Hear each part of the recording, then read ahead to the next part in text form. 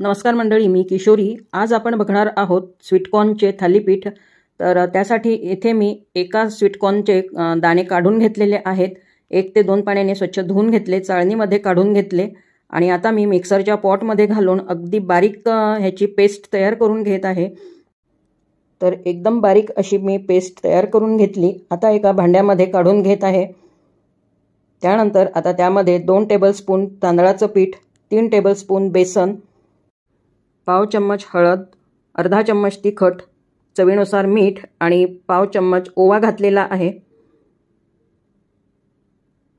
त्यानंतर आपण आपल्या आवडीनुसार ह्यामध्ये भाज्या घालून घ्यायच्या आहेत। तर मी अगदी बारीक चिरून घेतलेली सिमला मिरची, कांदा, किसून घेतलेला गाजर, 2 बारीक चिरून घेतलेल्या हिरव्या मिरच्या आणि कोथिंबीर घातलेली आहे।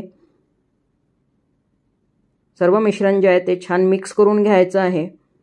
तर असे हे स्वीटकॉर्नचे थालीपीठ तुम्ही सकाळी नाश्त्याला किंवा मुलांच्या टिफिनला सुद्धा करून देऊ शकता।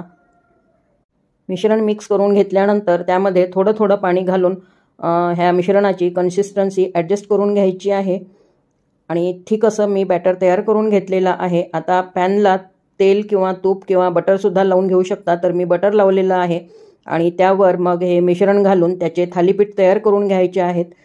असे छान पातळसर पसरवून घ्यायचे आहेत आणि हे थालीपीठ नुसते खाल्ले तरीही चालतात किंवा मग कुठल्याही प्रकारच्या चटणीसोबत खाऊ शकता, नाही तर मग टोमॅटो सॉससुद्धा चालेल। तर खूप चविष्ट असे हे थालीपीठ तयार होतात। त्यावर झाकण ठेवून 2 ते 3 मिनिटं अगदी मंद आचेवर एका बाजूने शेकून घ्यायचं आहे। मग पुन्हा वरच्या बाजूने बटर लावून घेतलेलं आहे आणि पलटवून घ्यायचं आणि दुसऱ्या बाजूने सुद्धा 2 ते 3 मिनिटं छान असं शेकून घ्यायचं आहे। तर खूप छान असे हे स्वीटकॉर्नचे थालीपीठ तयार होतात आणि चवीला पण खूप छान लागतात। तर तुम्ही नक्की करून बघा। तर आजचे हे तुम्हाला स्वीटकॉर्नचे थालीपीठ कसे वाटलेले आहेत तर मला कमेंटमध्ये सांगा आणि आवडले जर असतील तर रेसिपीला लाईक करा, शेअर करा आणि चॅनलला सबस्क्राईब करा। पुन्हा भेटूयात अशा छानशा व्हिडिओसोबत। बाय।